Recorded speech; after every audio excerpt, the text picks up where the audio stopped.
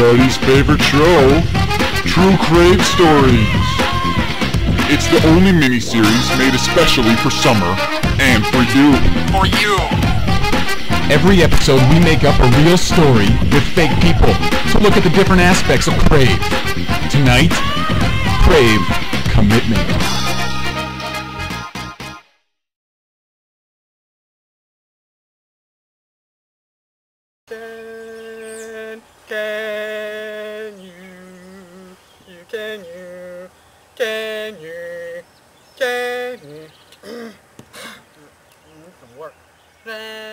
Meet Roger Rockster.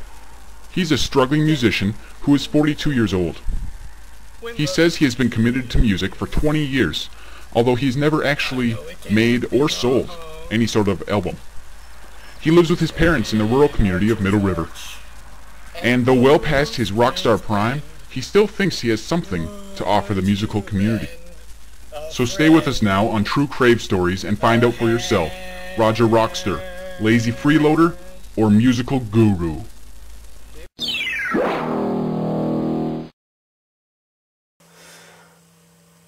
I have been Roger Rockstar since I was 28. I believe I got the wig when I was 9, and the jumpsuit when I was 31 maybe. Yeah. My passion is my music, the rush that comes from singing a good song. Have you ever done a live performance? You mean in front of people?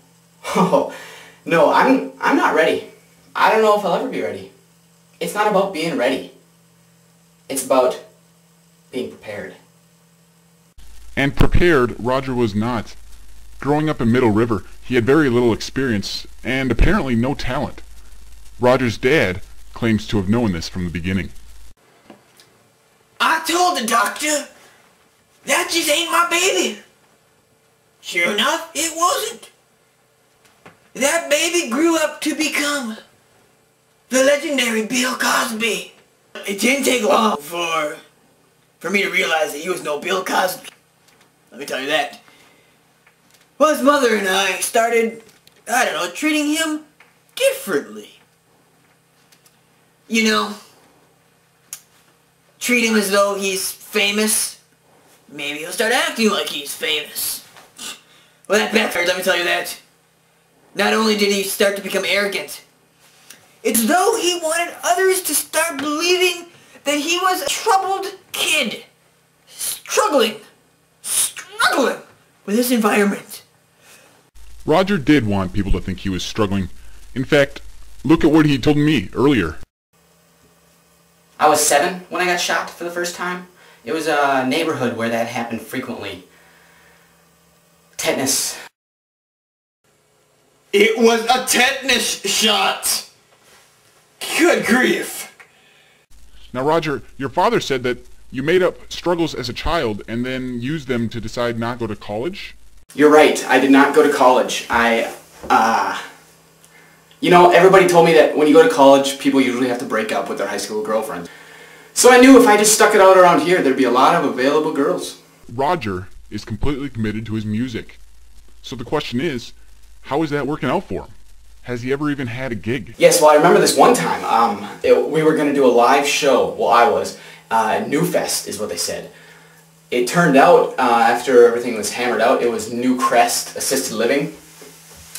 It worked out well though. I've been asked for you to clear your cards,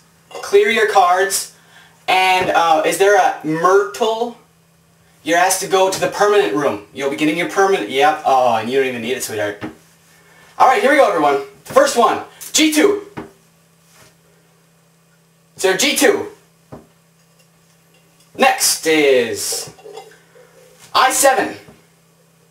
I7. And, no? Check your cards twice now. I can't stress that enough, people. Even after such a humiliating event, Roger still had the confidence of a bull. Yes, absolutely, I'm famous. Certainly. I mean, well, let me tell you something.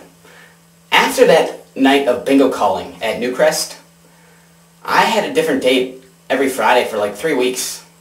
Fame, my friend. His fame, however, could not get him a gig. This is why sometime before the bingo calling, Roger got a shoddy manager named Lou. So I had a talk with Lou. After Roger called the numbers for bingo at Newcrest, he mentioned something about retiring. What's the deal there? Yeah, after the bingo gig, he asked me, should I retire? You know, to get more buzz on the street about himself or something. I said, there's no street. It's Middle River. This is true, but let's not forget how Lou and Roger met for the first time. It all started in Middle River, with one of Roger's outdoor song rehearsals. And I say, no man, wherever you go, I say, no man. If it's white and snow, and I say, no man. If I'm looking at the bus,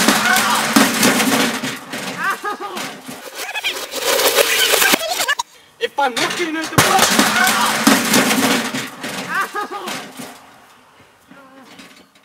that hurts so bad. Roger said this is when he and Lou first met. Let's see what Lou has to say about it. If I'm looking at the bus.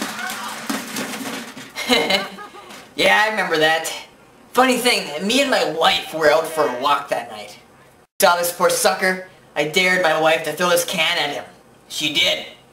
Oh wow. Anyway, he thought or hoped that I was a talent scout or something like that. After I regained my vision, I saw Lou, and I thought, that guy looks like an agent, and if he's not, he should be my agent. So Roger actually begged Lou if Lou could be his musical agent. After a while, Lou decided maybe he could profit from the situation. Yeah, I figured, if he wanted to work so hard, maybe I'd get my lawn mowed up, get something out of the deal.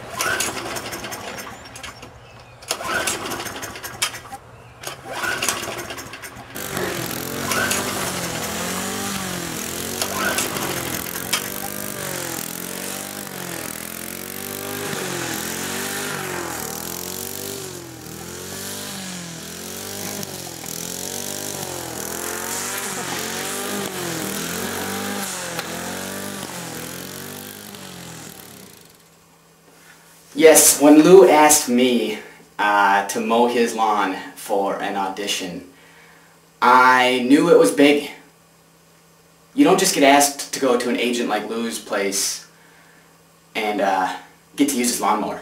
Oh yeah, I reconsidered my choice after, about 5 minutes? He broke my lawnmower.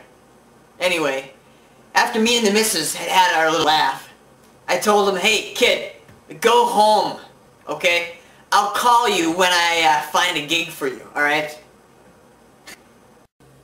He showed up at my house sooner than anticipated. I figured I needed to knock him down a few pegs. I told him he needed to tone up and slim down. Roger had never worked this hard in his whole life. His commitment to music was being tested by somebody who wasn't even an actual music agent.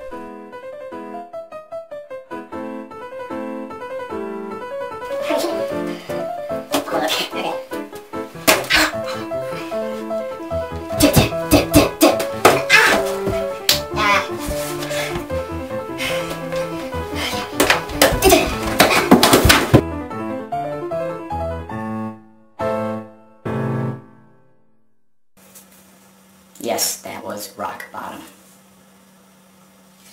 I remember waking up in a ditch and there was a dog eating a banana peel out of my mouth.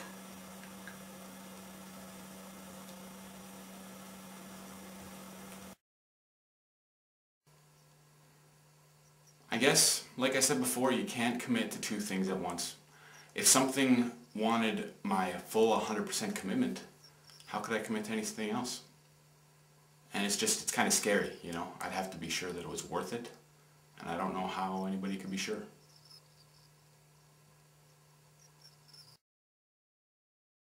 The purpose of tonight's show was to better understand commitment by watching Roger's extreme commitment to music. In case you didn't catch the subtle points. 1. Committing yourself to the wrong thing will eventually be embarrassing and painful. When you commit yourself to something, you change. And never trust the guy who punched you down if he wants to help you back up again.